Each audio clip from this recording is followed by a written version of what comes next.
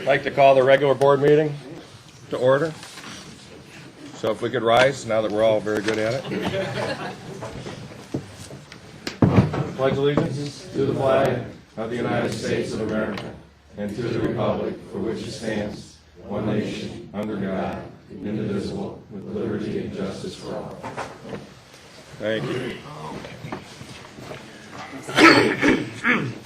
Mr. Farrar, if you could see if anyone escaped. David Bergstresser. Here. Michael Astafan is Excused. Albert Hayes. Here. Thomas Stover. Here. Mark Finkel. Here. Michael Clark. Here. Robert Leslie. Here. Robert Fulton. Here. John Hodgson. Here. Carol Wright. Here. Richard Ferrari. Here. Mr. Chairman. Thank you. Any revisions to the meeting agenda? If anyone knows of? All right. So I need. You want to add that resolution as a Yeah, Okay. for your report?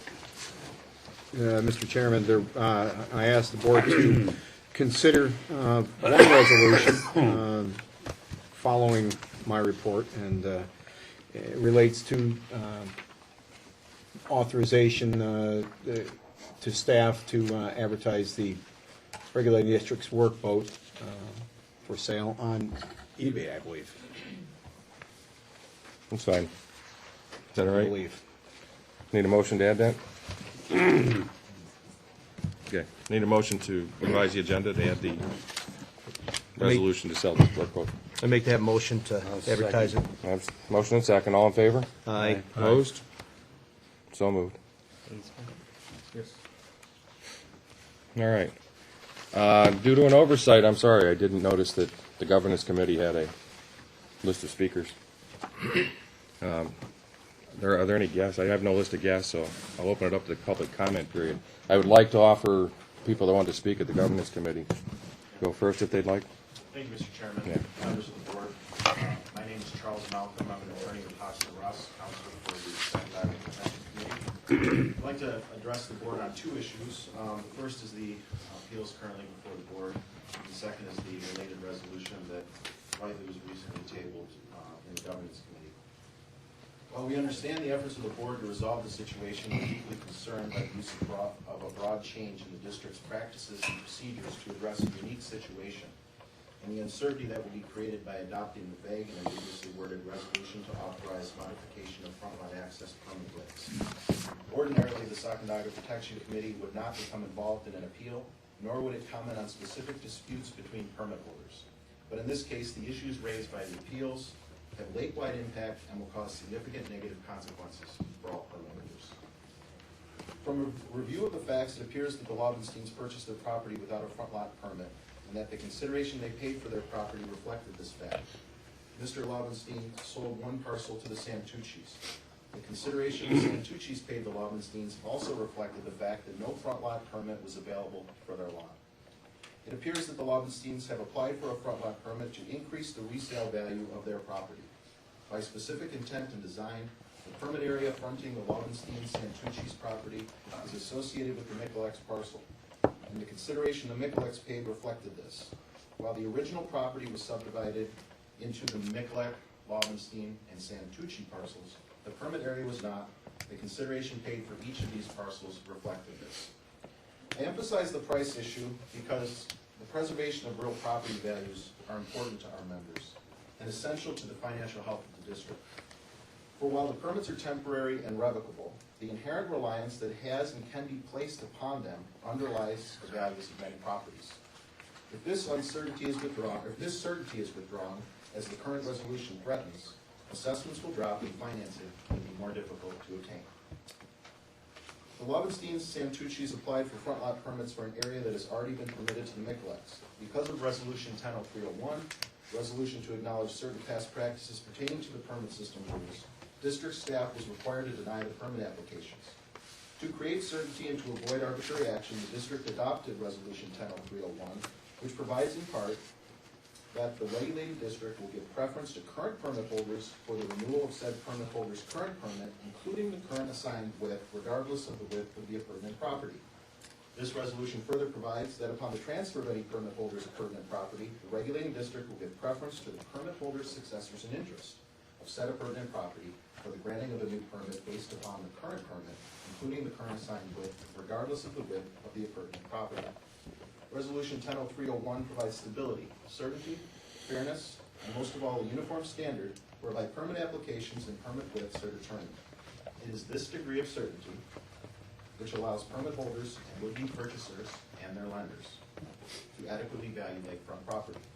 Now, after purchasing property for an amount based upon the lack of a front lot permit, the Laudenstein-Santucci's have asked the board to decrease the value of the Michelex property and increase the value of theirs. And as a result of the appeals, the board has been asked to adopt the proposed resolution, which has been tabled, which is supposedly to allow the board to alter permit widths if a current permit holder fails to reasonably agree. Reasonably, for those unfamiliar with the law, is a legal term designed to encourage litigation. It's called the make work for lawyers term. Given the substantial values at issue in this dispute and other disputes that the new resolution would encourage, one can be sure that it is the state court system that will determine reasonableness. If the board redraws the permit boundaries to take permit width from the Michelex for the benefit of the Laudenstein-Santucci's, a dangerous precedent will be set that will have far-reaching implications to all lakefront property. The certainty created by the Resolution 100301 will be destroyed, and all permit areas would be subject to change. By granting the appeals and overruling the district staff, the board will have established precedent for permit holders to alter permit widths through the appeals process. There are numerous scenarios where this precedent could create disputes with no standards for determining outcomes. Just one example. A permit holder may have a less desirable permit area, for example, inability to erect a dock, and may wish to modify his or her width to include a more desirable area. Because permit width is no longer constant, lakefront property valuations will be uncertain, which may, among other things, impact financing capacity. Following Resolution 100301, as the district staff did in this case, will avoid these issues. By denying the appeals and affirming the staff's determination, the board will preserve the current system, whereby permit holders know what their permit area is when they buy their property and when they go to sell it. The proposed resolution seeks to give the board more flexibility to deal with inequitable situations, but instead, the proposed resolution creates a system whereby the board may alter permit widths arbitrarily, as there are no set standards or criteria for determination. Specifically, the proposed resolution provides that Resolution 100301 shall not apply to modifications to width or alignment of front lot access areas, regardless of the width of the appurtenant property, provided all affected front lot permit holders reasonably agree to said modification. This provision is vague and uses the term reasonable as an invitation for further disputes and subsequent litigation. What does reasonable mean? What standards, if any, will the board use to determine whether a permit is reasonably disagreed? These questions are left unanswered by the proposed resolution. How is it ever unreasonable for a permit holder to resist giving up permit area? It seems eminently reasonable to resist giving up property value without compensation in any case. What if compensation were offered to alter permit width? Would the board get into evaluating the reasonableness of consideration for permit area? Adopting the resolution will force the board into a position where it will be forced to judge the reasonableness of taking property value from one permit holder and giving it to another. The proposed resolution would also invite successful challenges to the board's standardless entrance into permit area disputes. The Court of Appeals has held that administrative determinations made without meaningful standards are by definition arbitrary and capricious. As the court put it, the safeguard against arbitrary administrative action lies in the promulgation of adequate standards in the decision-making process to ensure meaningful judicial review. The proposed resolution fails this test by lacking any criteria to guide the decision process. Further, as discussed, the proposed resolution will create uncertainty with respect to property valuations. Lakefront property values are affected by the existence, size, type of access to the lake. These factors are entirely dependent upon the district's permits. The creation of a system whereby lake access may be changed based upon the board's reasonableness determinations will have a definite negative impact on property values. How may lakefront property owners market their properties? How will lenders value properties where access to the lake may be limited or modified? How will lack of consistency affect assessed valuations? At the very least, these issues must be evaluated and debated further before a radical change to existing practice and policy is adopted. The proposed resolution further provides that Resolution 100301 shall not apply to backlot permits which are relocated from in front of current front lot permit holders' property, establishing the eligibility for such front lot access permit, provided the backlot access permit holder reasonably agrees to relocation. Again, the reasonableness standard is vague, allows for arbitrary action. The board is setting itself up to be the judge and jury of permit holders' reasonableness. Supposedly, this section is meant to allow for a relocation of a backlot permit from the center of a front lot permit holder's permit area. While this may seem logical and appropriate, what determines whether a backlot permit holder's disagreement is reasonable? Assume that a backlot permit holder's permit area is located in the center of a front lot permit holder's permit area, and that the front lot permit holder wishes to relocate the backlot permit holder's permit area to the side. Now suppose the backlot permit holder disagrees based on the following. The permit area is fine as it is, and it has been this way for many years, perhaps even for generations. Or, the current permit area is more desirable to the backlot permit holder, to which he or than the area to which he or she would be relocated. Could be a better beach, easier to access, with better view, easier access to the water. How would the board judge reasonableness here? Again, how is it ever unreasonable to protect something that gives value to your property? The board should avoid making these types of evaluations and reasonableness judgments at all costs. Finally, it appears that the board has not yet evaluated the potential liability the district may face upon wading into permit area disputes. While the permits are temporary and revocable, the district has nonetheless established a system over the course of 80 years whereby permit areas are established for certain parcels. Property values have become dependent on these permits, and any change to permit areas has a corresponding effect on property value.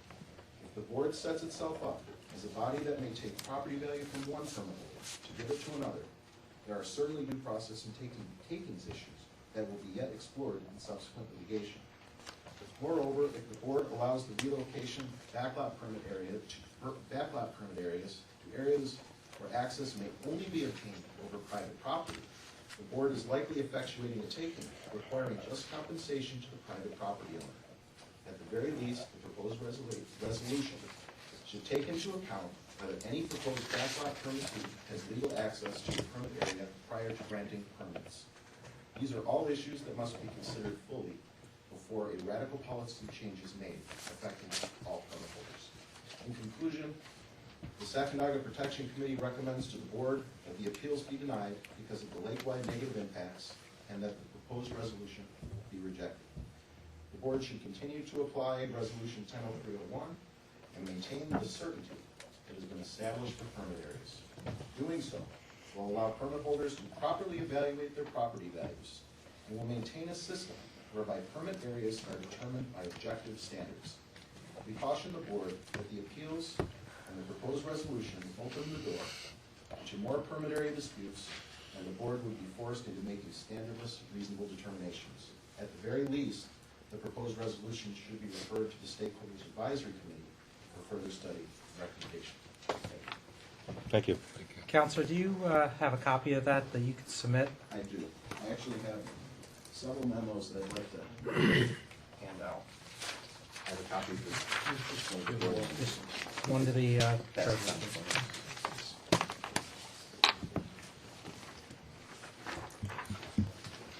Thank you. The next signature is a tad illegible. Is it Peter Byram? Somebody from the GSLA. He's totally illegible. I apologize. Mr. Brooks, I'm undercover today. Okay. So I'll make sure. I'm Dr. Peter Byron, President of the Great Sacandaga Lake Association. I appreciate the opportunity to address the board and share our numerous concerns. Hopefully, we'll continue to see rain over the next few weeks and be able to open the boarding and summer season with a semi-full pond. As is our practice, the Great Sacandaga Lake Association will be offering free motor safety classes to help make the lake a safer place during the summer, so we can sign up for those early. I appreciate the Councilor's comments. I think they're very much on task, obviously. I just have a comment to make. I really don't know how somebody could read so much text without turning the page. I didn't know you're turning the page there. I don't know. This month, we would like to address the same topic. We're going to address the resolution to authorize modification of front-let access permit widths, which was given a second reading at the Governance Committee and actually tabled. We appreciate that. This particular resolution has attracted interest around the lake, as would be expected, because it addresses the operation of the access permit system. During the Governance Committee meeting in April, Mr. Clark was asked whether the issue was widely known around the lake. I believe it would be fair to say that Mr. Clark believed that individuals seeking modifications became aware of the issue, usually during the discussion of their modification requests, but that this action was really not known broadly around the lake. Is that a fair description? I don't think that's inaccurate, you know. It's accurate. Yeah. We hope that our questions will add to the discussion which is being held by the board on this issue and now is under consideration for rejection and result in thoughtful public awareness, which appeared to be the outcome anticipated by the board member who raised the question of Mr. Clark. Our purpose today is to request clarification on the resolution language and the intent of the resolution. We'd like to better understand the board's purpose and communicate this information to our membership and to the lake community prior to implementation. Hopefully it will not be implementation, and future action on permit modifications. Resolution language. We believe resolution language should be clear and unambiguous and not allow for arbitrary or capricious decision-making on the part of staff or the board. At this point, we question whether the current language meets those standards. The Great Sacandaga Lake Association has 4 questions which can begin the dialogue and help our membership understand the proposed resolution. We'll highlight the resolution language and pose our questions. The first segment from this is the resolution language which says to continue certain past practices with respect to the regulating district's operation of the access permit system. Our question is, what are the certain past practices? If there are just a few of these, and if these could be described more succinctly, couldn't they be listed? Were these listed in the original resolution? Are we referring to the entire operation of the permit system or only the process of issuing permits on an annual basis? How is an issue elevated to the level of certain past practices? Who makes a judgment? Staff, board, the petitioner? While we're on the topic, was it the district who originally approved these certain past practices? What redress to the parties who unknowingly became party to the certain past practices if a petitioner prevails? Did the petitioner who wants the past practice overturned originally agree to the past practice which he now requests be overturned? Might there be a better way to remedy the district's non-conforming uses? Because these might exist because they were board approved, wouldn't it be more palatable if they were resolved over time? Might the district take action if necessary when the permits are not renewed or otherwise become unallocated rather than overturn what might have been decades of approved use? The second part of the language, the citation is, has caused or may cause inequities with respect to the regulating district's operation. Our question is, what are the inequities which will result from the continuous prohibition? Who decides that inequities may be caused or have been caused? Members of the board during the April meeting commented that they wanted to be fair to the parties. If parties fail to agree on a modification, will there be an aggrieved party who doesn't consider the board's action fair? We would think so. Somebody's going to figure it's not fair. The third language shall not apply with respect to preference to current front lot permit holders for the modification of said permit. What does not apply with respect to preference to the current front lot permit holders mean? If this does not apply with respect to preference to current front lot owners, to whom is preference given? Are we fair if preference is given to one party over another? I don't know. The fourth part, provided all affected front lot permit holders reasonably agree to said modification, provided the back lot access permit holders reasonably agree to the relocation. This is an issue that was raised a moment ago, and I'm sure it'll be raised later. It's been raised by another speaker who's going to speak after me. How does one reasonably agree? Now, I'm confused with the use of English here. How does one reasonably agree? Aren't there only 2 stages of agreement? Either we agree or we disagree.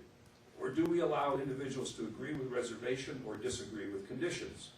If we allow these nuances, are we helping the process of inserting levels of uncertainty?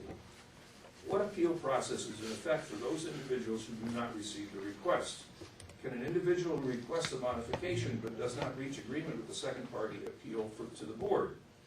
It is interesting to note, and this is the point that the counselor mentioned, that I guess is a legal term that flew over my head here. It is interesting to note that the record of last month's governance committee meeting and the full board meeting provide examples of the word reasonably used more frequently in reference to the solution, which was reasonable rather than connected to the actual process of agreement. Are we reasonably clear as to how we reasonably agree? What may be emotionally reasonable for one person may not be factually reasonable for the second party, or vice versa. Intent. What is the motivating force for having a resolution to address past practices at this time? Have there been a lot of address requests? Does the board anticipate a lot of requests? Is it the board's intent to identify those areas where inequities have been caused or might be caused in the future and seek reasonable modifications? Who would be in control of the process? If the problem exists, would there be a better solution? Is this resolution clear and unambiguous in its description of need and its process of execution? Does this resolution describe the issue and provide a clear path to resolution, or is there a greater risk for arbitrary and capricious decisions which may result in an increase in litigation for the district, which in its recent history has become reasonably familiar with legal disputes? Does the resolution improve the process for staff? Does it improve the process for the board, or does it lead to the possibility of rethinking and litigating all 4,500 plus of the lake access permits? Is there a need at this time for the board to consider an increase in the budget amount requested for legal services? I noticed that action was not taken earlier, so. The two parties to the modification request might only require legal representation during the course of the single petition.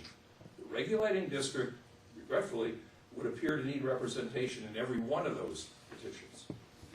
Conclusion. When we began our statement, we indicated that we had more questions than comments. We lived up to our original billing. The bottom line is that we do not, one, understand the language of the resolution, nor two, the reason for the resolution. We sense that the resolution in its current form may have substantial impact on 3 lake stakeholders. This issue may have a major impact on the lake community and relations between neighbors on the lake. We suggest that it might require increased assignments to staff, which from all reports have little unassigned work hours. Lastly, it might signal a major board member commitment to the time required for arbitration and resolution of access permit disputes. In absence of another proposal, we request that the board help us to educate our members and lake community so that everyone can understand the issue before board action is taken. Thank you very much. And I submit this as a matter of record, and I ask my colleague from the press to deliver it because I'm hobbled today. Thank you very much. Thank you.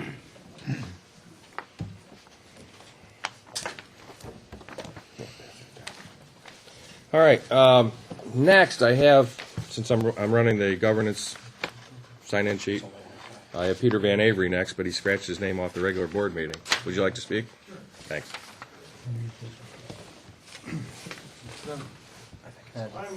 Just one comment, we'll distribute it. I'm Pete Van Avery, representing the Bachelorville Bridge Action Committee. I also want to comment on the proposed resolution to modify front lot permit widths. I don't have a law degree, so I look back through the fog of history. I dimly remember that I had a degree in English. And much to my surprise, came in handy as I read through the proposed resolution. In the March 2012 memo to the Governance Committee, Mr. Clark put a very positive spin on the proposed changes. I'll focus on 2 of them. He said they would allow the district staff to, 1, modify the width or alignment of front lot access permit areas when all affected permit holders are in agreement, and 2, allow staff to relocate back lot access permits from in front of front lot eligible areas and the back lot permit holder is in agreement. Now, frequently, Mr. Clark received requests for modification of front lot access permits. He tells me that they come in only once or twice a year.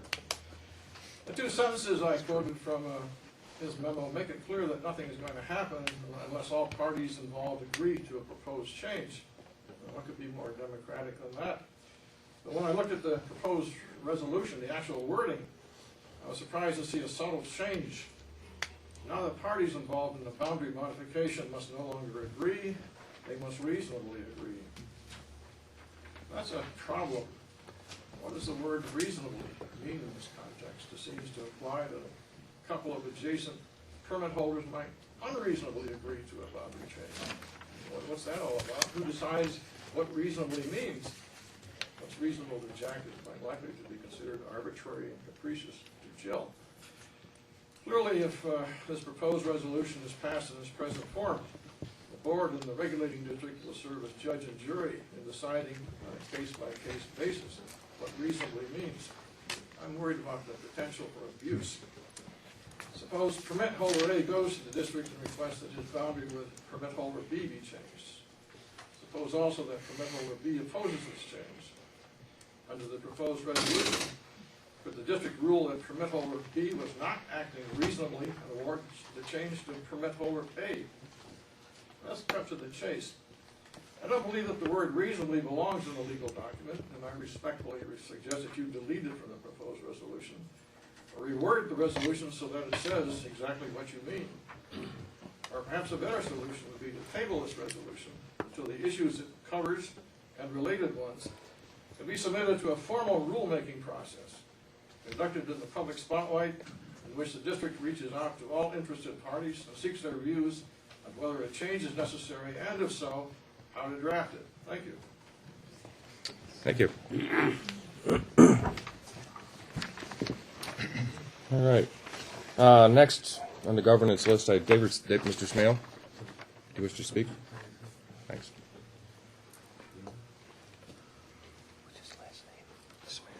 I'm David Smale, and I'm co-chairman of the Property Owners Association of Day, and I'd like to comment on what has already been said, but give it maybe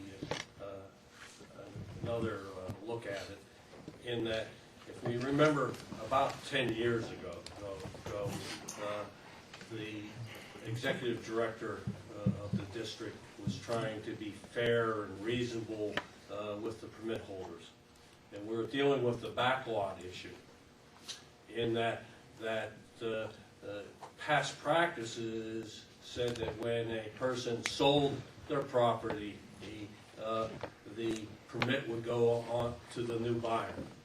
And some individuals had complained that they had been on the list for obtaining a backlot for 25 years.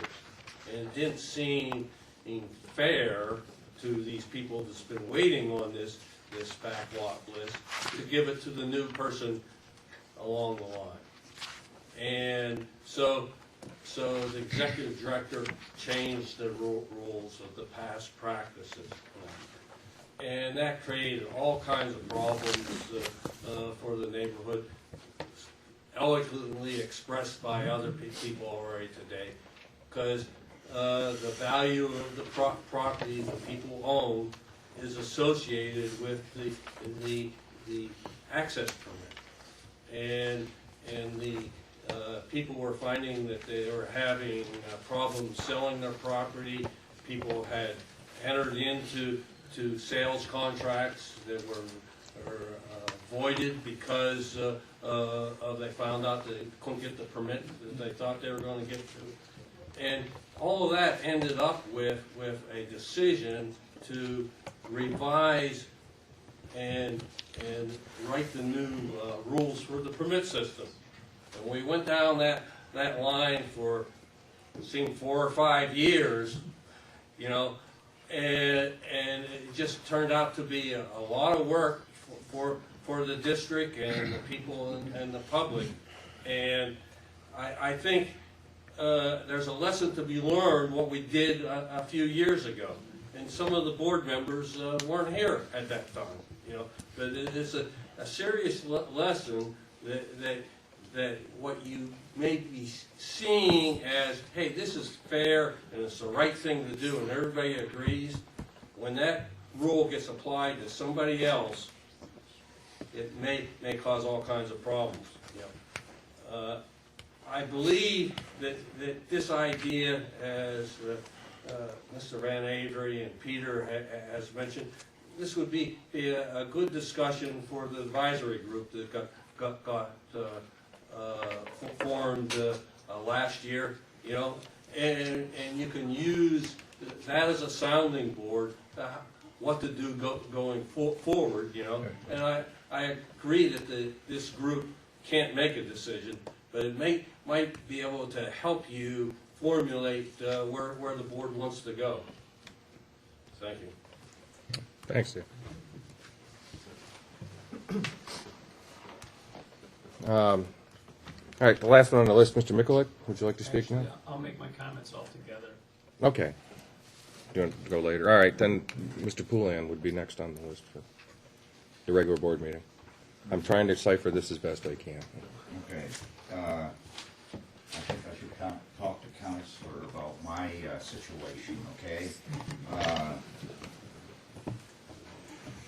Mr. Ferrara, you will have my appeal on your desk within a couple of weeks. I'd like to have that appeal heard in July in Mayfield, if possible. Certainly, if all angles to the water are identical, and the person next to me buys 25 feet, and all of a sudden it becomes 27 feet, that's one thing. But if all angles are the same, certainly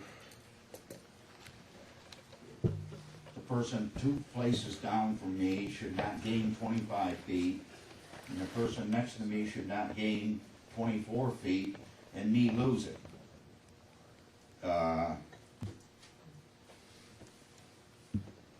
Took me a long while to find out what my next step was. So my next step, I've been told, is board appeal that will be sent to Mr. Ferrara. If that is wrong, I'd like to be corrected. You want to address that right now?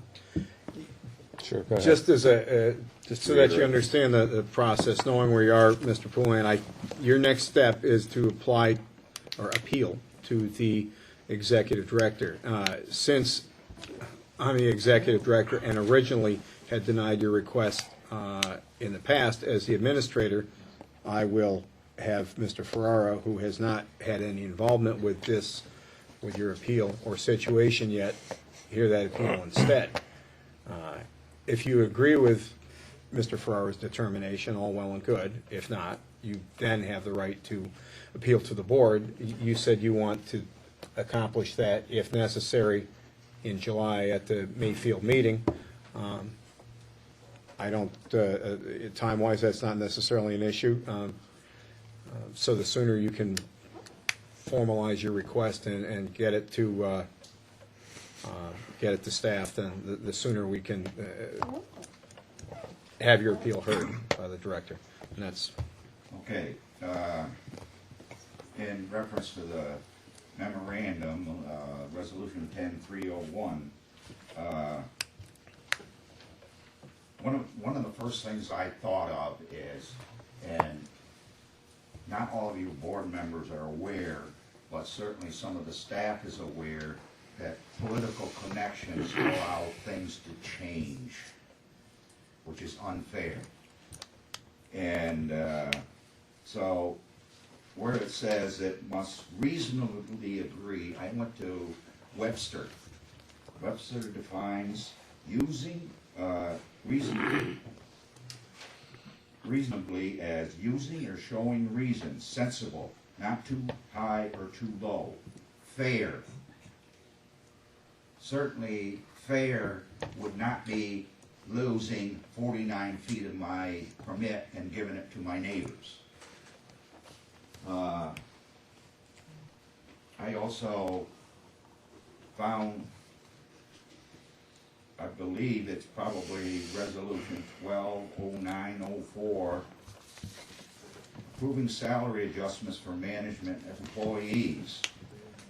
The Director of Operations, Mr. Glazer, evidently stopped this board from implementing salary increases in 2009 because of unprecedented physical emergency. since you have not paid the school taxes, is this emergency over with? Some of these salary increases are up to 33%, which is, it is. No. No. I went to see through New York and looked at what people earned last year and what they earn this year. One goes from 74 to 100,425. That's untrue. That No, that's- is 33%. It's not true. Well, that's what see through New York says. Might as well correct that. Yeah, we might as well correct that now. Might as well, yeah, go ahead, address them. Basically, what you're indicating is that the executive director, who was the Hudson River Area Administrator, who moved from one job to another, received an increase in salary when he took the new position.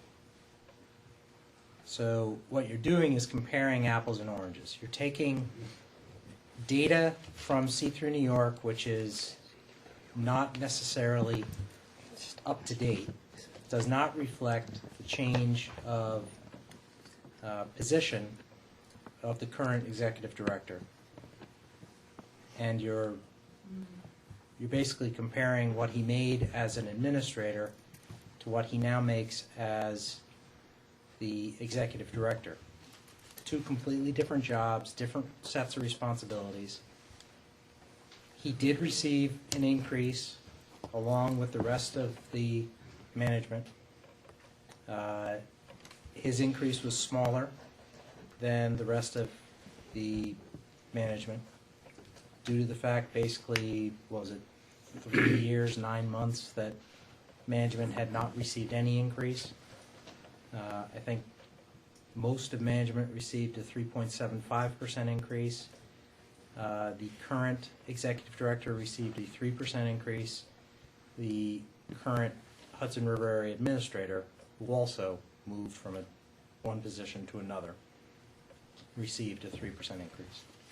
So it's patently false to come and accuse the board of having awarded a 33% increase to any staff member. Well, I just am going by what the Director of State Operations, what he said. Okay? And going back to what See-Through New York stated his last year's salary versus this year's salary. And It wasn't last year's salary that you're looking See-Through at. New York what does not I have hope, last year's what I hope is that somewhere along the line, this lawsuit is settled so we can start paying our property taxes. So do we, Mr. Poole. So do we. Believe me. Now, Believe me.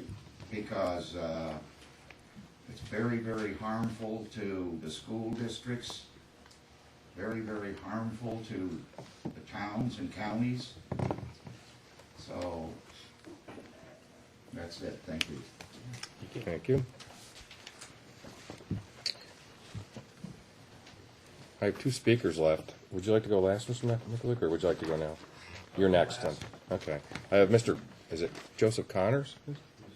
Okay. I have not lived here for a whole generation, and I don't have all of the historical background that you have. And I appreciate this speaker over here saying to us that you have to consider the historical background, everything that happened before, when you begin to making decisions like this. What I have seen over a period of time here, and perhaps other places I've lived, that there certainly is no lack of political favoritism. And certainly this kind of smacks of that to me. That there had to be a reason you put it in there. It wasn't just plain do-gooder type thing that you wanted to do. But you know, that's the way I feel about these things. Now, the people who got up and spoke before me, I thought were eloquent and excellent. And you should take into consideration what they said. I think that's about it. Thank you. Thank you. I have one more that's requested to speak. I'll go now. Okay, why don't we, Or yeah, would you rather do it during the, we were going to revisit the, I'd rather do it now, appeal issue? and not set up a precedent there. okay. Rather keep it here in the public comment period, just to keep, I mean, I don't want to go out of turn. oh, no. No, that's way down there, that's gone, the terms. Yeah, if you'd like to speak now, I'd be more than happy to listen. And I'm speaking on The appeal. Lovenstein-Santucci Yes. appeal to the I board, understand that.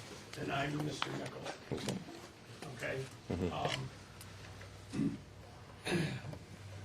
My personal property, and their personal property was all out of a major subdivision way before my time. I don't know the specific dates, but I'm sure it's all public record.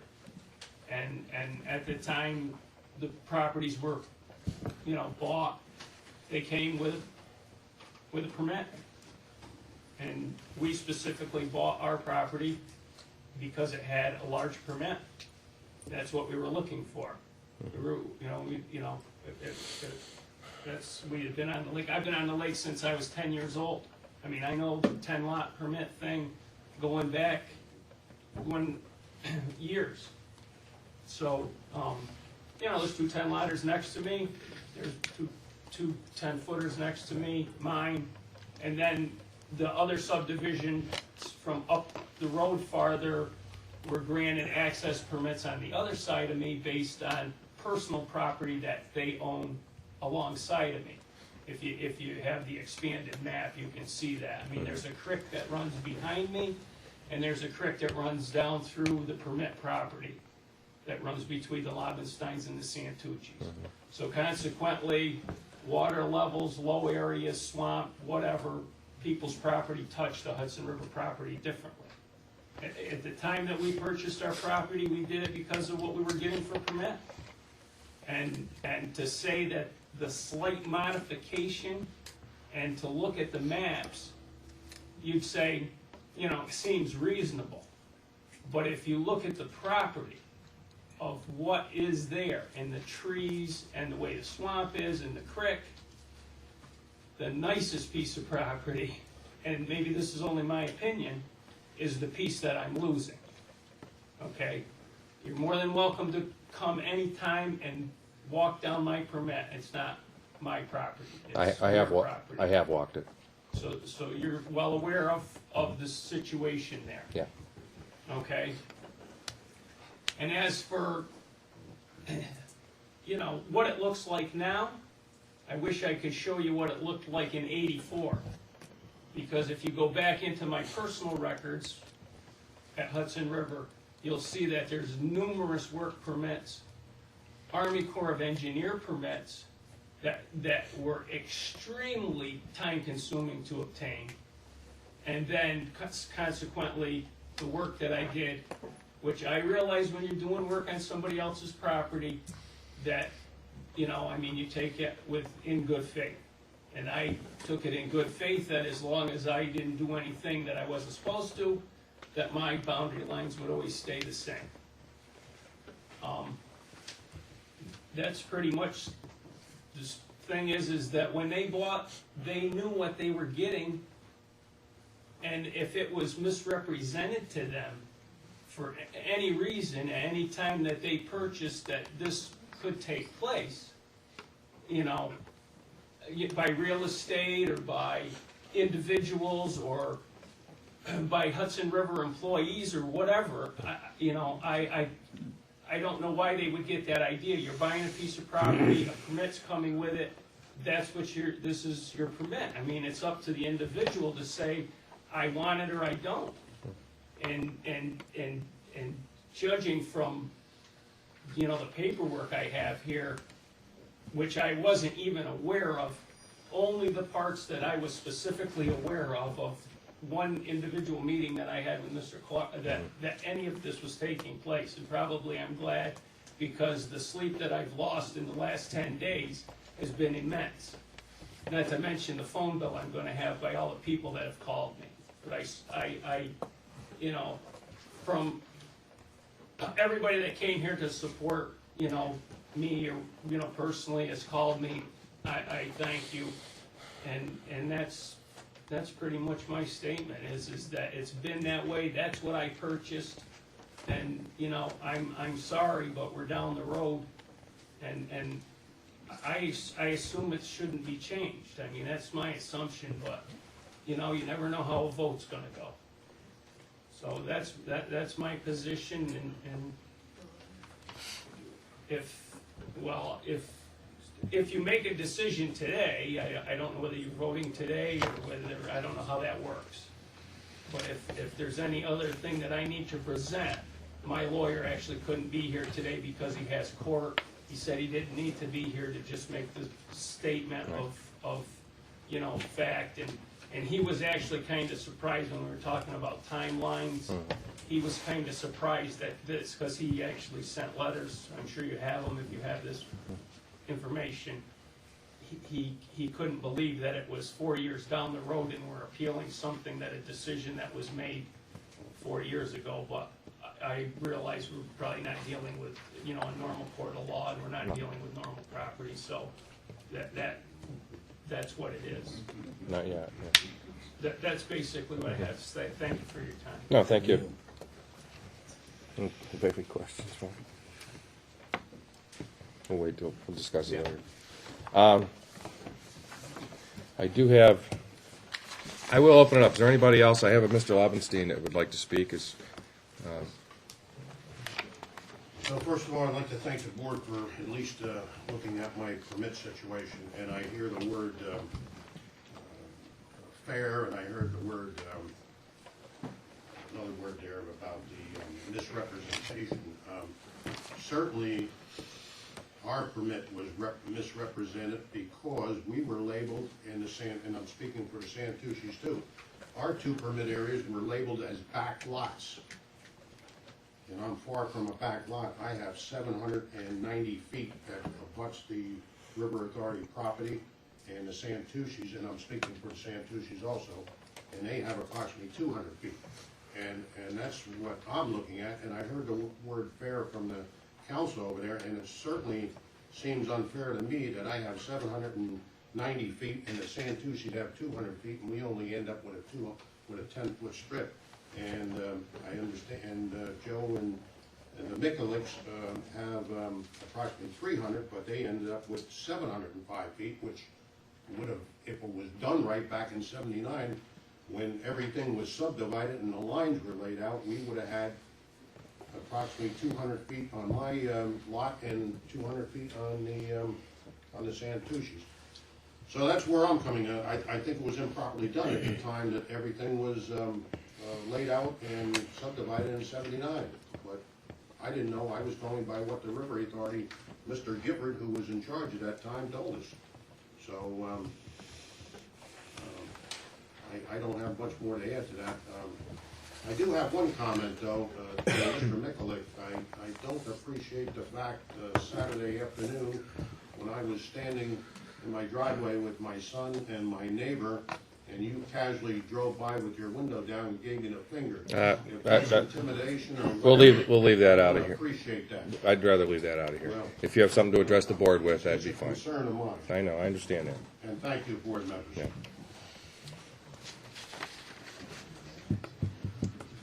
Is there anyone else that would like to speak? Mr. Santucci? Address the board. Mr. Mikulick said he bought the property and told him that he had X amount of beachfront, which is fine. But in review of my buying the property, it told us that we had X amount of beachfront also. At the last board meeting, I submitted a informational packet on my situation to the board members. I don't know if you had time to read that or not. But it states, went back as far as the title would go to the first subdivision in 1979, where there was a application to the district board and to the APA for such a permit. And this goes right back to the subdivision of the properties where Mr. Mikulick and my property were subdivided. Okay. We feel that if it was never offered to us when we bought the property, how could we refuse or deny it? As Mr. Mikulick stated, that it was in his information, it was also in my information, either through contractor or through title or to permit application one. I do have another copy of it if you'd like to review it again. No, I haven't. We have it. That's about it, thank you. All right, thank you. All right, I'll give you one more One shot. quick comment. I This will be it. helped Betsy and Lumen Robinson subdivide that and get APA approval. And the APA basically divided the lakefront the way they did. There were originally, is it 30-foot strips at the end? Is it 30 or 38? 37.5 feet. 37.5 feet, Three of them. which they deeded to some of these people that would have had backlots. But they actually deeded the property to them. I would have to correct you that you cannot deed state land. What's that? You cannot deed state land. No, I'm talking about across the road. Across the road from their Okay. property? Across the road from the Hudson River Regulating District. They deeded each one of them 37.5 feet. So Okay. I know where that came from, because I helped Betsy and Lumen through the APA process on that. To try and establish from way back when. All right. Anybody else? Sure. And you are? I'm Jan Gibson. Thank you. You know, I'm listening to all this, and it seems to me that when you buy a piece of property, you know what you're getting, all right? So, two people got property, and they knew they were getting 10-foot sections. Someone else got property, and he knew he got a big section. Now, all of a sudden, the two people want part of the other fellow's property. How fair is that? You know, I mean, they knew to begin with that they had a 10-foot section.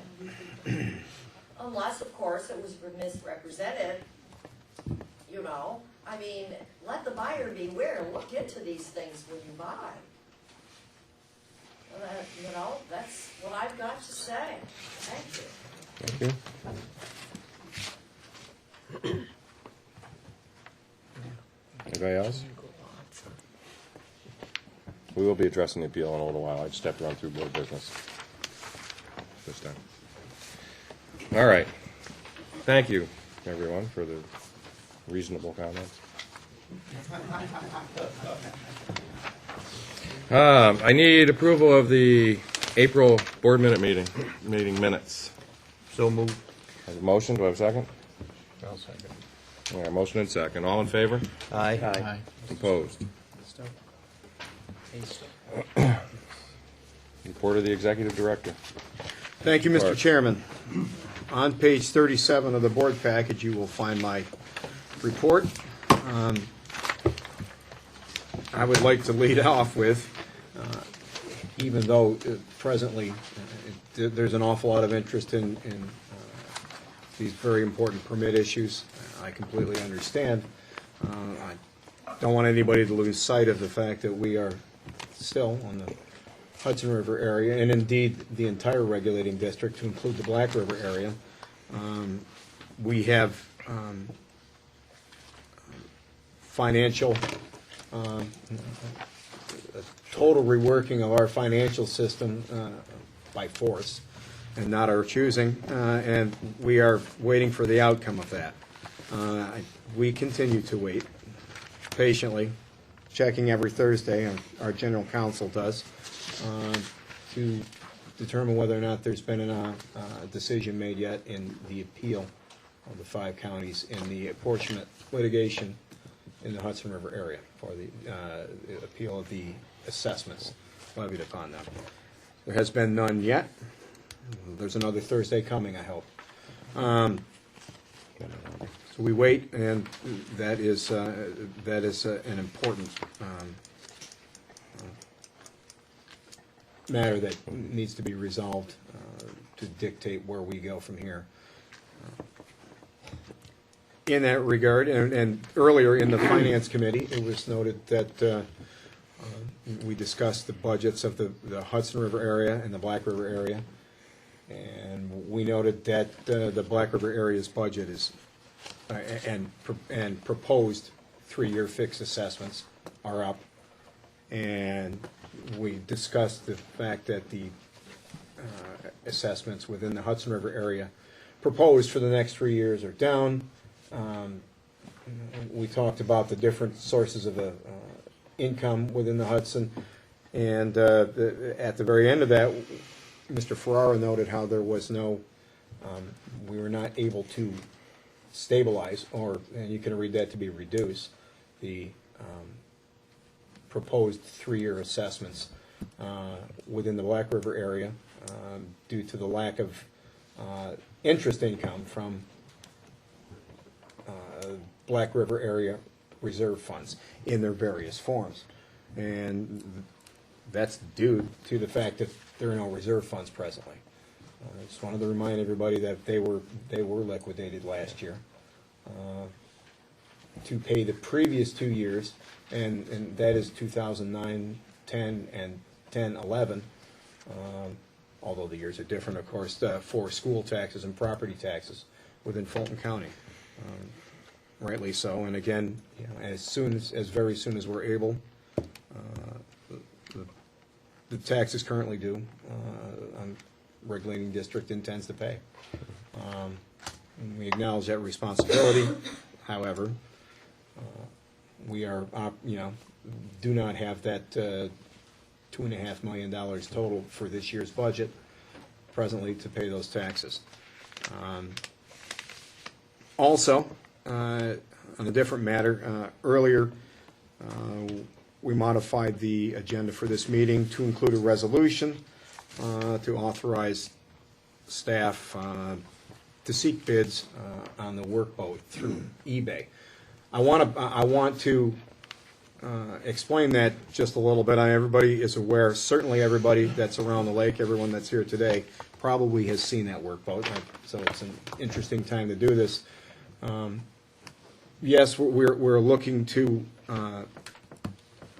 sell that boat, and in part, in the short term, that additional funding will help if we are successful in selling it. I will say, and even in happy times, we would consider selling this boat. Staff firmly believes, I believe the administrator and perhaps a former board member and anyone else that has actually used it to accomplish the erosion control work that the district's done for many years knows that it's not truly the best platform for doing that. So the hope is that when the financial situation has been rectified and back on course within the Hudson River area, that we would try to get a different vessel that's going to better suit our needs, more maneuverable, easier to load and unload, and easier to maneuver in close to in people's private property, docks, expensive boats, that type of thing. So right now, before you, there is a resolution. I don't know whether the board, it's a proposed resolution. I don't know if the board wants to consider that now or later in the meeting, but No, I think we can address it now. Is there any problem with that, Mr. Leslie? No, we could address that. Okay. All right, so I guess, are there any questions on the proposal to peddle the boat on eBay? Need a motion to accept the resolution? I'll make a motion. Motion, do I have a second? A second. Motion and second. Any other questions? All in favor? Aye. Any opposed? So moved. Post it. Done. Go ahead. And, Mr. Chairman, lastly, before the board, again today, is an appeal on the part of the Santucci's and Laubensteins. You've heard from them and as well as their neighbors, the Mikulicks. This appeal, I want to refresh the board's memory in public and state it also for the record that this matter is before the board as part of due process that's been established. The Santucci's and Lobenstein's effectively as, because their interests are similar in this matter, had requested from the regulating district an access permit or a modification to an access permit, depending on the, which individual you're talking about. That request was made, of course, it was made to the Hudson River Area Administrator. Given the lay of the land, and given the fact that the alignment of an existing access permit, the Micklix, and also given resolution, the current resolution 10-0301, which is the resolution that acknowledges certain past practices, that was denied. It was, and the request was denied by the administrator. In turn, the Santucci's and Laubensteins, as is their right, and I would add to everybody the right of any permit holder, to they appealed that decision. That decision was appealed to the chief engineer, and the chief engineer's determination was that to deny their request also, that it could not be granted for the same reasons. The alignment of the pre-existing permit of the, and I say permit, access permit area of the Micklix, and the fact that staff is of the opinion that they're unable to modify that given the existing resolution acknowledging past practices. The Santucci's and Laubensteins appealed further to the executive director, the next step in that process, and the request was also denied for the reasons that the previous two had denied the request. That brings it. That brings everyone here before the board. And that request is again before you today. The only other thing I would like to add, and it was a point that I had I'd heard a couple of times during the meeting, and also I'll say during the last week or so. Yes, the previously, and I think it was in 2008, the Santucci's and Laubensteins had requested an access permit. There was an attempt at that time to modify the Micklix access permit, but there was no one could agree on any solution, and the Micklix did not agree to that, and we understand that for the very same reasons that they state today, again. So that no action was taken. However, at that point, there was no, to my knowledge, there was no formal appeal made. The folks, the aggrieved parties, renewed their request again, and that restarted this process. And here we are again for a second, a revisiting of the appeal from the April 10th meeting of this year. Okay. Any discussions on the appeal process? Again, as I said at the last meeting, and I'm going to state for the record here, these people are friends of mine, and I really have to recluse myself from this discussion. I've tried really hard in my head to say, well, if I wasn't a friend, how would I feel about it? But it's almost impossible for me to do. So I just want to state that for the record.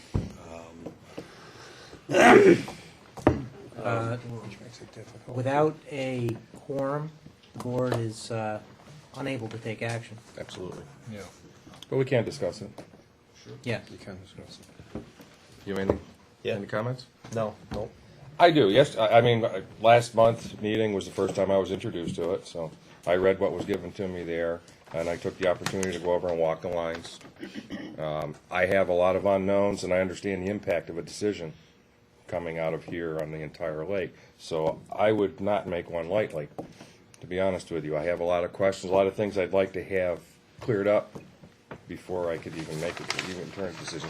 And I'm one to be fair both sides. I understand your side, and believe me, this is not going to be an easy decision. There were a few things that we discussed yesterday. I'd like to see the lines marked well. Mr. Hodgson just offered to go down and delineate, because I look at a map, then I walk the property, and it was a little overwhelming at times, I understand. And it was quite a sight when you walk out of the woods and see on somebody's front lawn, yes. So to speak. The Dammerman. What We appears walked over to that section. We walked your section and through the woods, and I saw that. I wanted to see the entire I kind of wonder lakefront. why maybe she isn't involved either. Or the person on the other side of me doesn't get his line changed when I get mine changed. I can just say I'm glad right now. Right, okay. I'd like to see what the original permit parameters were, and just to make sure, just to be sure that, it wasn't to a certain point and then everybody assumed to beyond. So I've asked that to be researched for myself.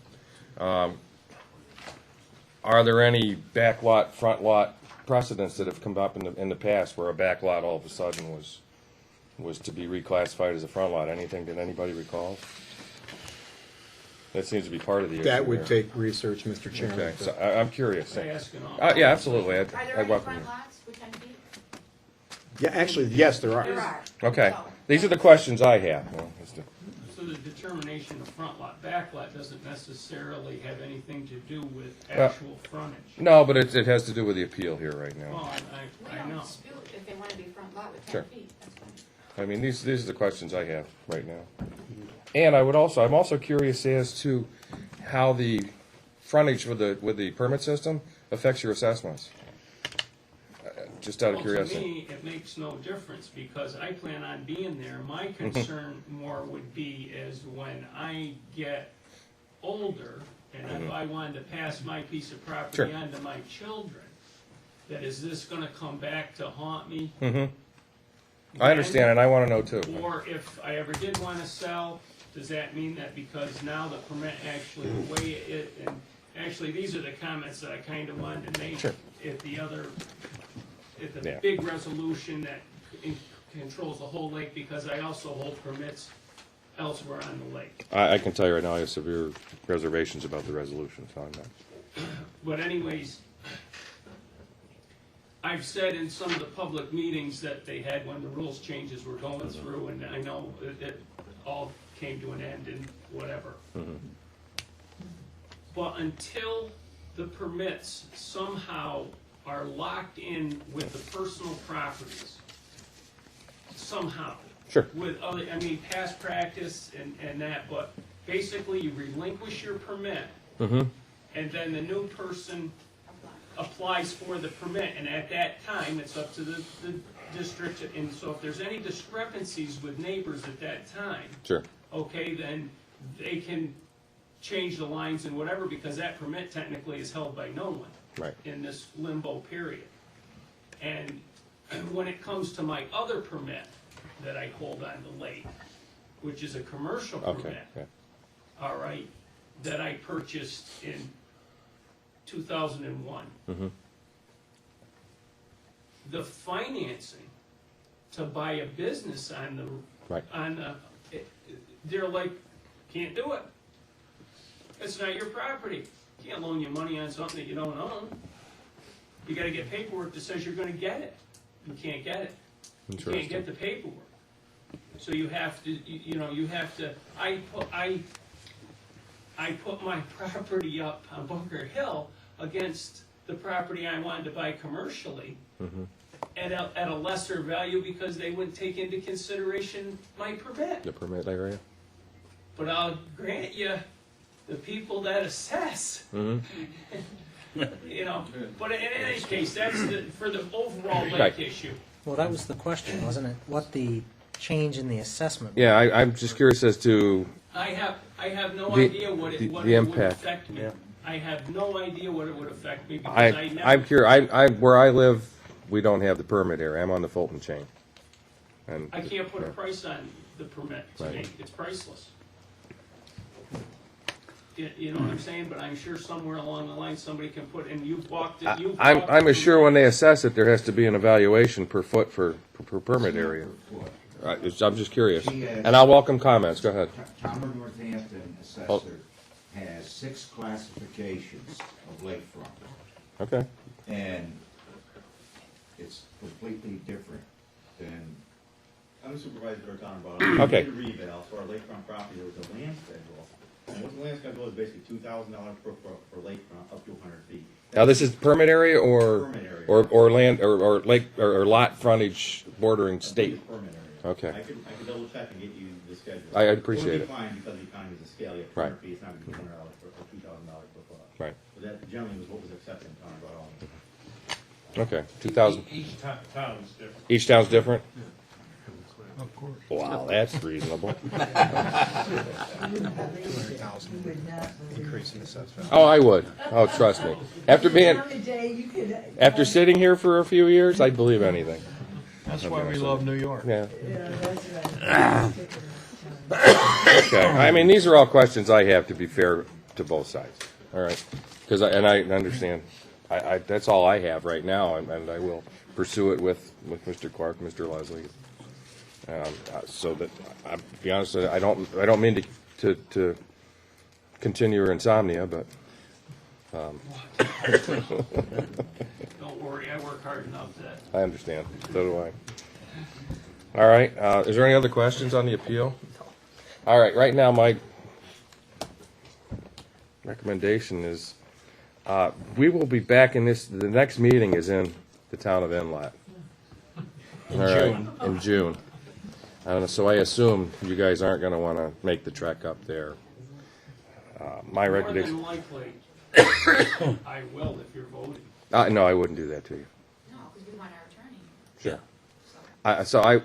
I will tell you right now that we will probably table it again there and bring it back to Mayfield in 2 months, in July. In July. Okay. In the interest of fairness. That's why we tabled it last time, so that you could come in and present your side. I've litigated enough stuff, and I'm not a lawyer either. So,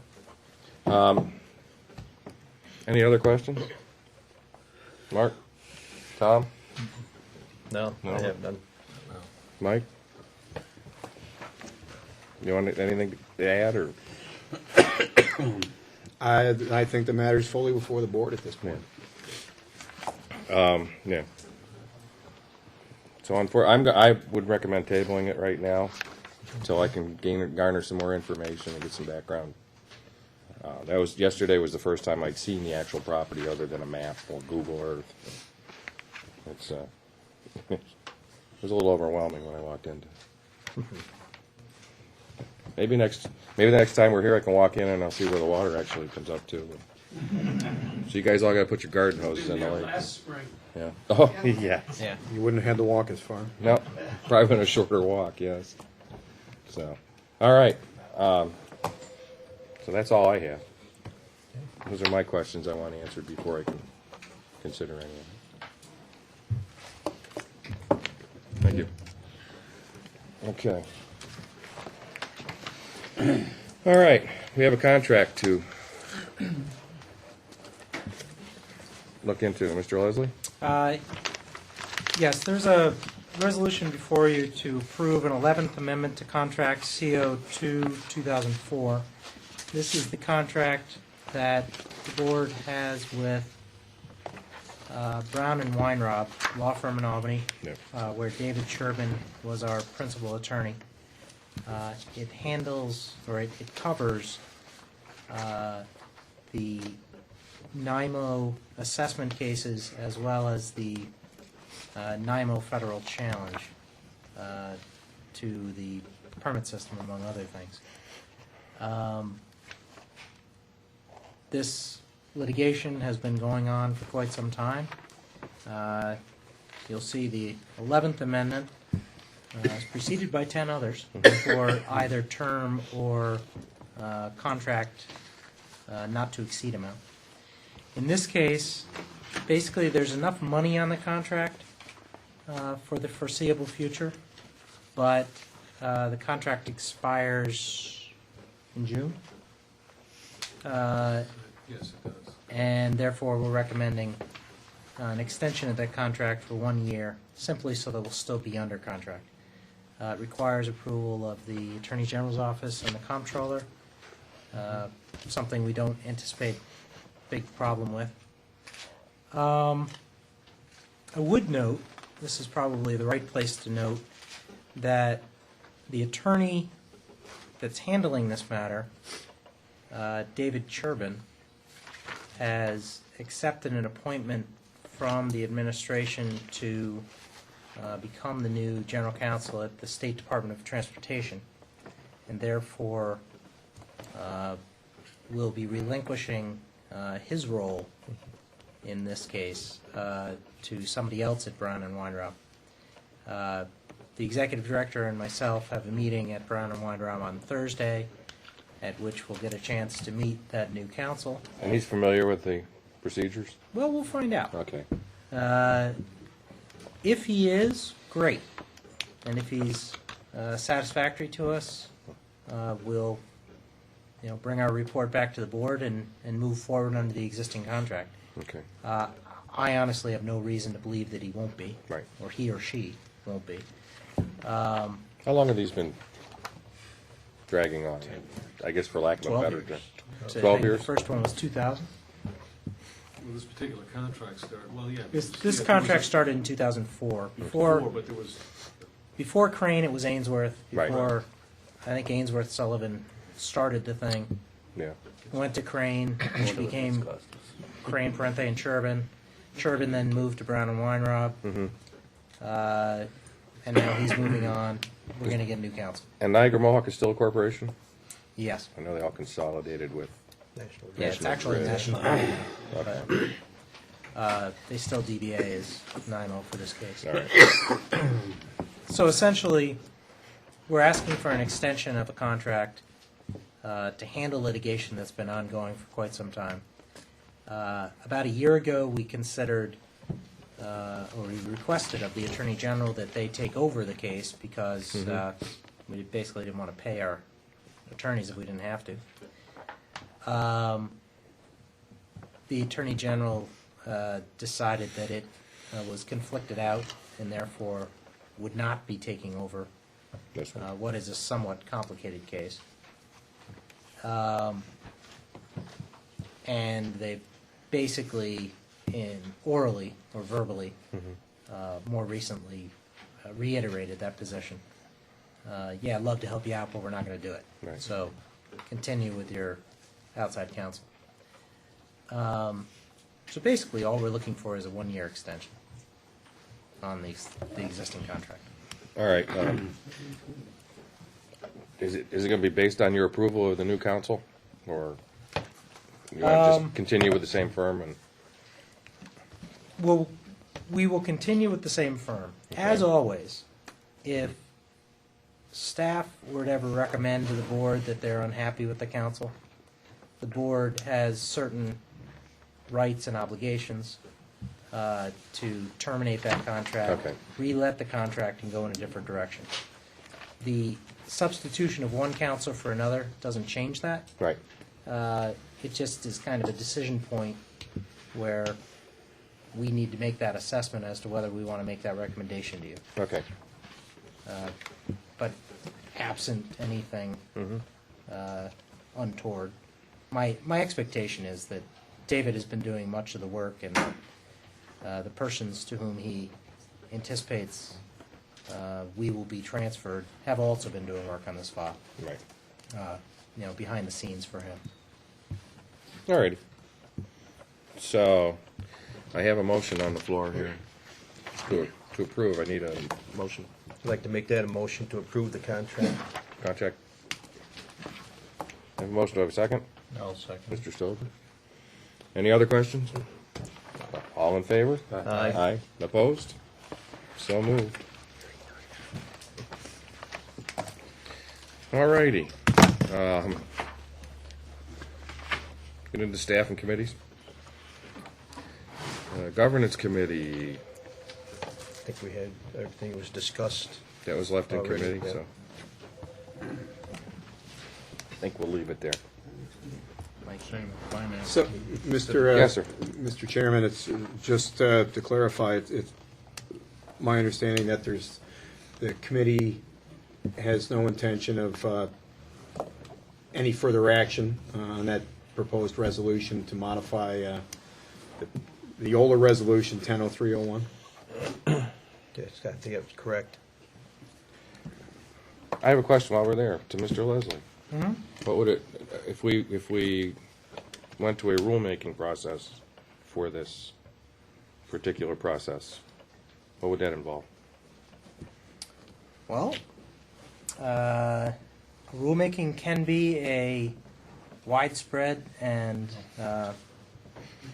draining experience, Which we have seen. or it can And that would be differ how? relatively painless and straightforward. And there's a couple of ways you can go. Okay. There's an emergency rulemaking, there's a consensus rulemaking, there's a traditional rulemaking. Last time the board did a rule, it was by emergency rule, followed up by a regular rulemaking. In this case, I would not recommend that. Okay, no. I don't think that we have anything that is, has to be completed as quickly as possible. So basically, we're looking at a regular rulemaking. And then you need to make a determination as to the scope of that rulemaking. Do you want to take an existing rule, which we have a body of rules that, you know, the little green book we all carry about.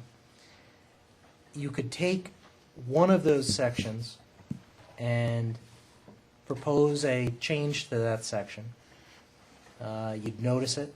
You'd give a certain opportunity for people to comment. You would, in all likelihood, have public hearing. You'd accept comments through a certain day, and then after the end of that comment period, address those comments in some sort of a statement, whether an oral statement at the board, at a board meeting, or a more formal document released to the public. You would then make a decision. Either adopt the rule or elect not to adopt the rule. Following that decision, you'd then again publish the notice of adoption, and the rule becomes effective on whatever day you determine it should be effective. Okay. Assuming that you determine that date to be prospective, not retroactive. The other way you can go is you can take the entire body of rules that we currently have, you can toss them all in the can and start anew and draft up a comprehensive set of rules to address any potential problem anywhere. And we'll all retire before that gets finished. I think that's how I started on the board. Yeah. So it really, you know, the scope of the rulemaking really determines the scope of the endeavor, Okay. so to speak. All right. We've been through it before. We certainly have good resources at the agencies that we'd need to contact. Certainly state. We've pretty good in there, having spent some time there. They're familiar with us, aren't they? No, they're familiar with me anyway. So that's really Something to consider. something we could consider. Okay. Oh, thanks for the background. All righty. Anything else? Finance Committee, again, that was tabled. So, General Counsel, would you like to continue? Sure. Thanks. My report is on one of these pages. Anybody can find it? It's 45. On page 45, yes. How come they didn't put the page back? I'll talk to her. Basically, there have been no changes on the major issue. The 5 counties case, we're still waiting for the appellate division ruling. As the executive director said, those rulings are released every Thursday. We don't have any inkling which Thursday it's going to be, except for the fact that we expected the decision within 8 to 10 weeks of the February 6th oral argument. And my counting on the calendar shows we're past that. Yeah. There's also no change with regard to the primal federal and state constitutional challenges. Mr. Turbin, or more appropriately now Brown and Weinrob, are waiting for a scheduling order from the judge before we commence on the federal side litigation discovery with regard to the state and federal constitutional challenges to the assessment.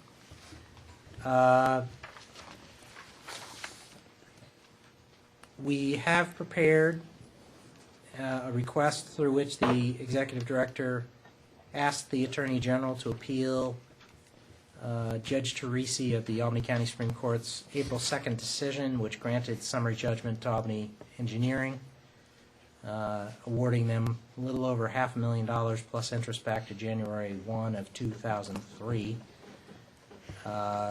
with regard to the assessment. This is basically a direct outgrowth of assessments we had charged them and other hydropower companies under the color of state law before that state law was challenged by Albany Engineering in the U.S. District Court.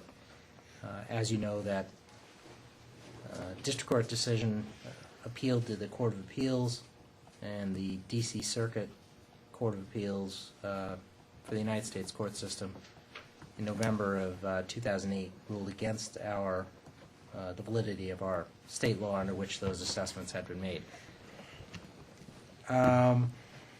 So, in any case, we have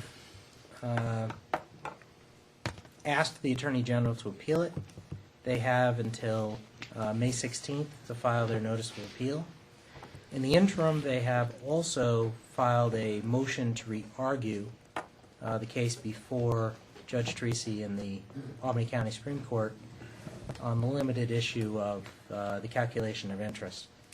Basically, our argument is that interest should only accrue from the date that Albany Engineering paid each assessment, and Not a lump sum back 9 years? not on the whole sum back to 2003. I, with the executive director, attended the Equal Employment Opportunities briefing put on by the Governor's Office and the Division of Human Rights. It was a little eye-opening with regard to certain things. As the personnel officer, Rick is going to get to go through the same thing. And probably less eye-opening for him, but Mike and I had fun. As noted earlier, the chief engineer had received from FERC the draft headwater benefits determination for the Hudson River Basin on January 25th. We submitted our comments on March 19th. Erie Boulevard and others submitted comments as well. And during this last month, as requested, I worked with the chief engineer and prepared a response to the Erie Boulevard comment. So we're still waiting from FERC and Oak Ridge National Labs to come up with a final determination. Finally, I reviewed and updated the Regulating District's Workplace Violence Prevention Program for 2012. As Mrs. Wright is going to indicate in her report, I'm sure they've moved their offices. And with that move will come a need for certain revisions to that document to reflect the new space. You know, where's the counter? How's the security set up? You know, our clientele doesn't really change. It's really a domestic violence prevention act. They don't want your spouse coming in the office and having a free shot at you. In our office, that's not really a grave concern. In some other offices, where the public has access, frequent access, could be a concern. So that's my report. I'm available to answer any questions. Oh, one other thing. We noticed last Tuesday that Senator Farley has introduced a bill in the New York State Senate through which the regulating district would be permitted to make a withdrawal or loan from the state's rainy day fund with the expectation that it would be repaid once our assessments were Really? paid by the 5 counties or others. The money that would be loaned to us from the rainy day fund would be used to defray taxes due. So there would be a limited amount we could borrow and a limited purpose for which we could use the money. Sure. There is no same as in the assembly, but we will keep an eye out for it. Which means that it was only introduced into the Senate at this point. Yeah, as of yesterday afternoon. I wouldn't be surprised that there'd be an assembly sponsor, but the Senate bill was immediately sent to Senate Finance, which could either mean that it's there to die or it's there to move quickly. So Wow. we'll know in a couple of weeks whether it was there to move quickly or not. Okay.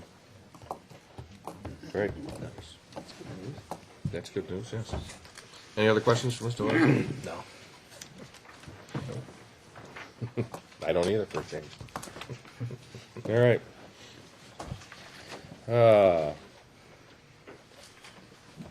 Mr. Ferrari, would you like to go over your report? Thank you. My report, summary report is on page 47, and the supporting charts and documentation is through page 78. I'll just cover several items. As of the close of fiscal April, the general funds for both watersheds remain as forecasted.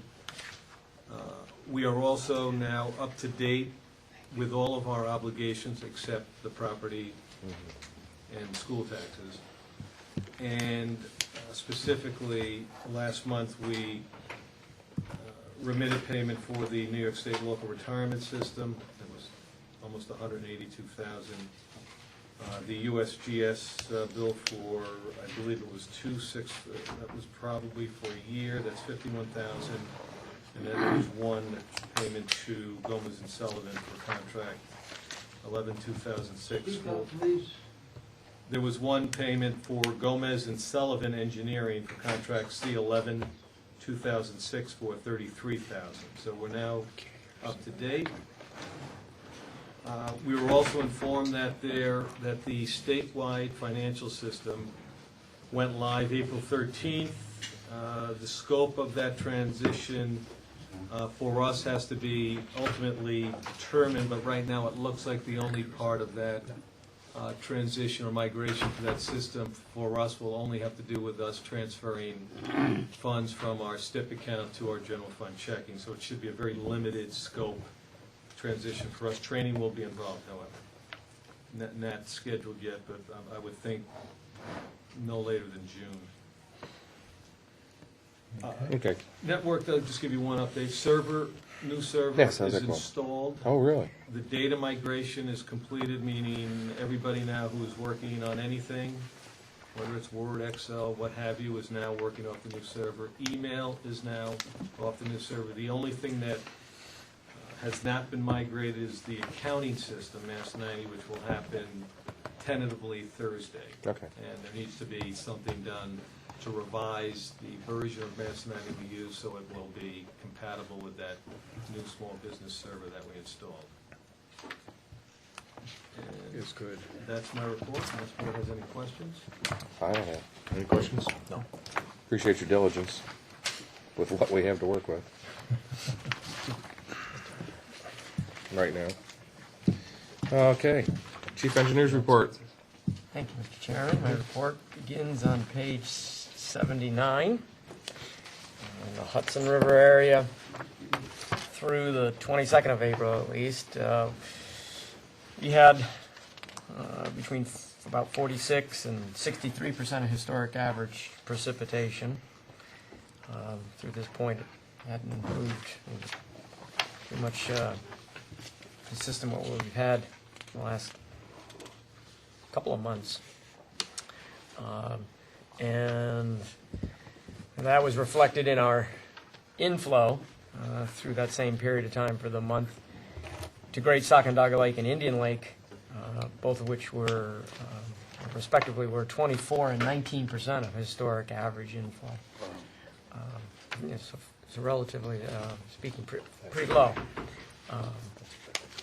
However, for the purposes of augmentation and certainly at Sacandaga, related to the offer of settlement, Indian Lake, based on our environmental releases and minimum flows, respectively, we released 101% of historic average at Great Sacandaga Lake and 25% at Indian Lake.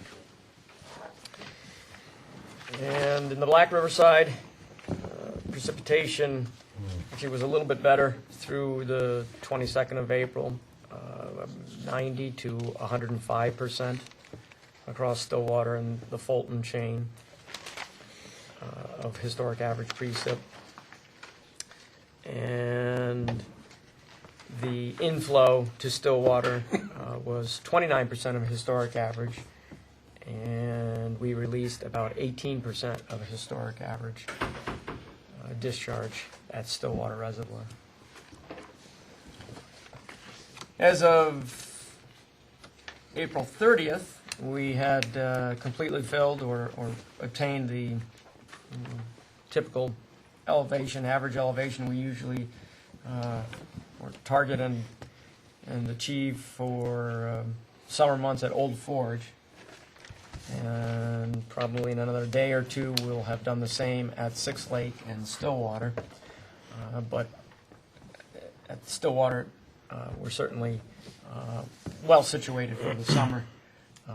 It's kind of just a little topping off at Stillwater that we usually go through. We've made it to the spillway crest, and we're putting an extra foot or so up above that, which is typical to the operation at Stillwater Reservoir.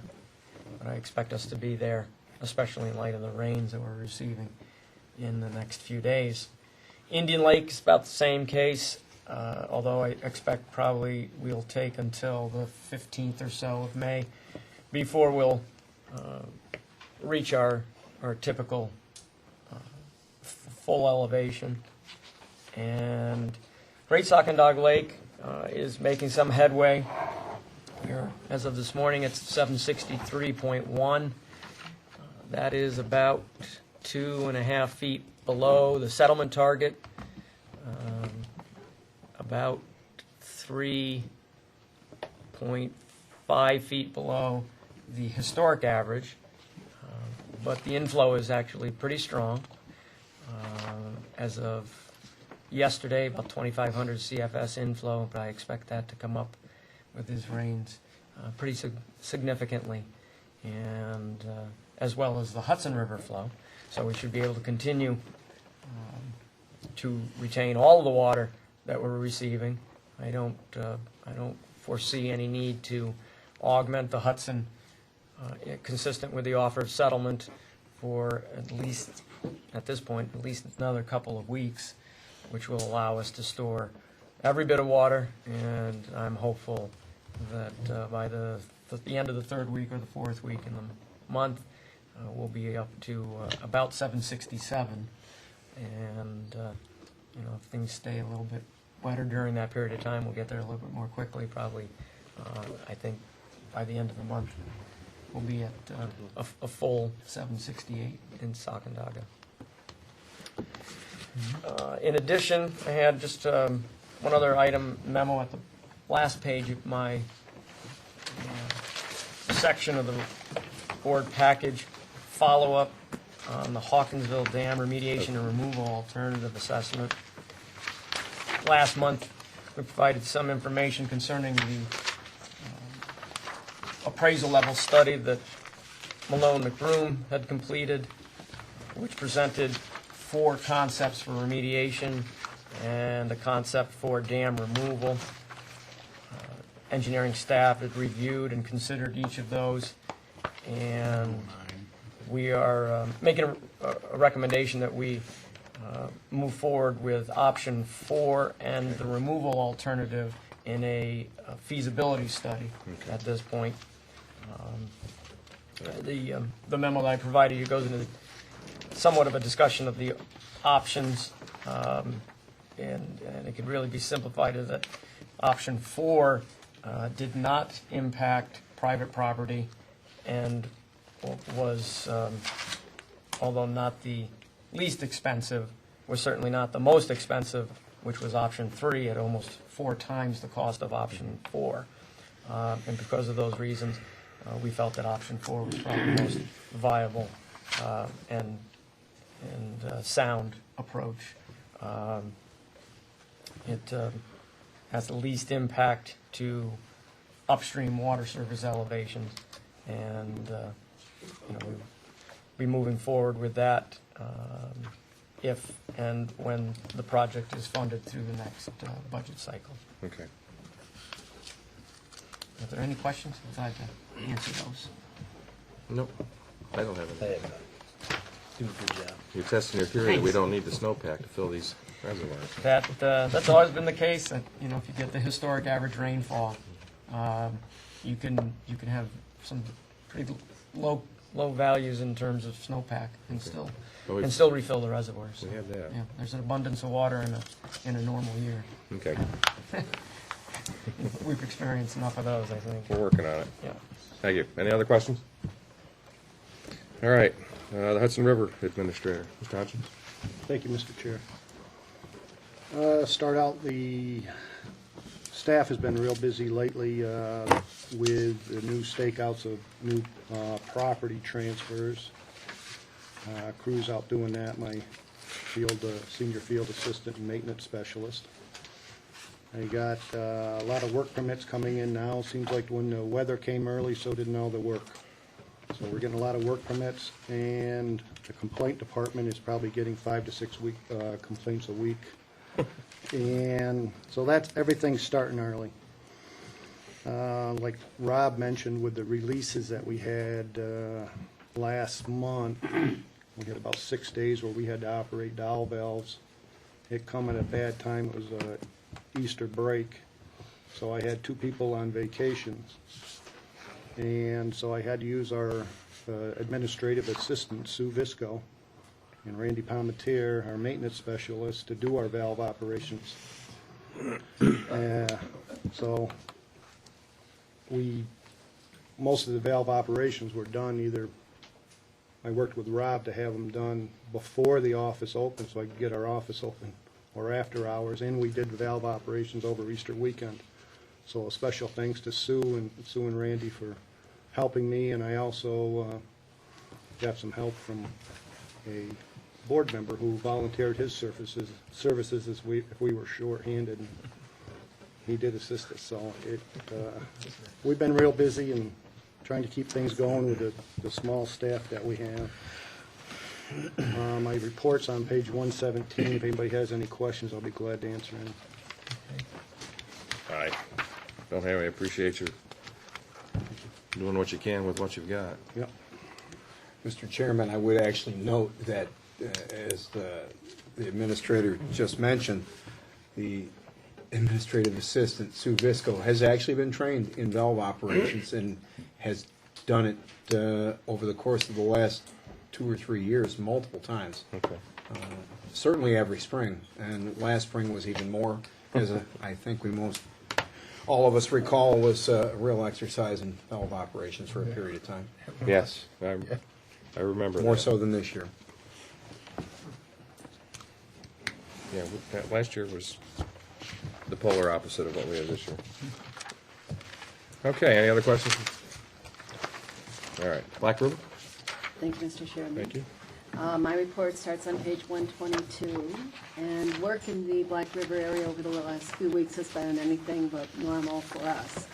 We do have a small staff, and so everyone, field and office workers, stepped up to the plate over the last 2 weeks to make our move work for us. And big thanks goes to each and every one of them. The field crew came down numerous occasions, preparing our office, moving equipment, and the office staff packed and unpacked and organized, and it's been quite a yeoman's job that we were successful in doing.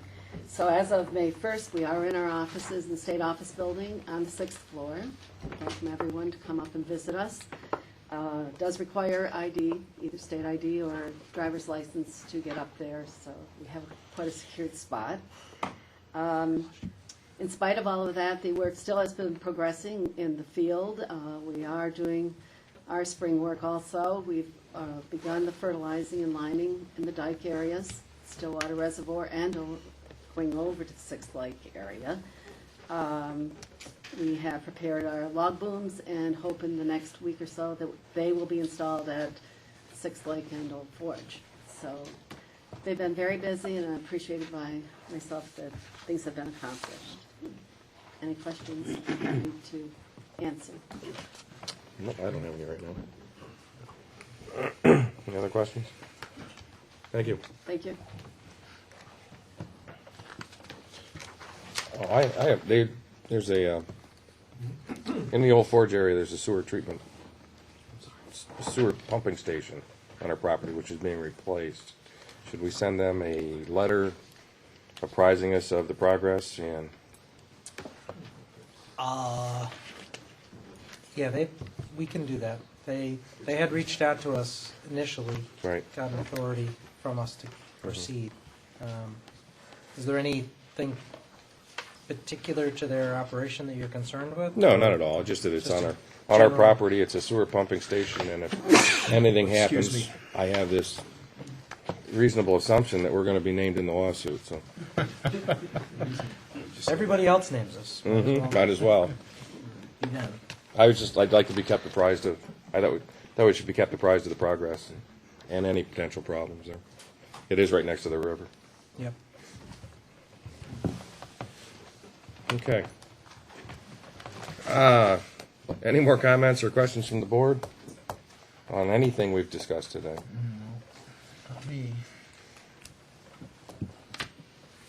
Okay. I don't have any. I'm exhausted. I've exhausted all mine. I need a resolution I need a motion to next board meeting in the Inlet Town Hall. So moved. Second. All right, motion and a second. All in favor? Aye. All opposed? Motion for adjournment? I have a motion. Mr. Stover, second? Second. Albert? I want to thank everyone for their interest and making my life so much more interesting here right now.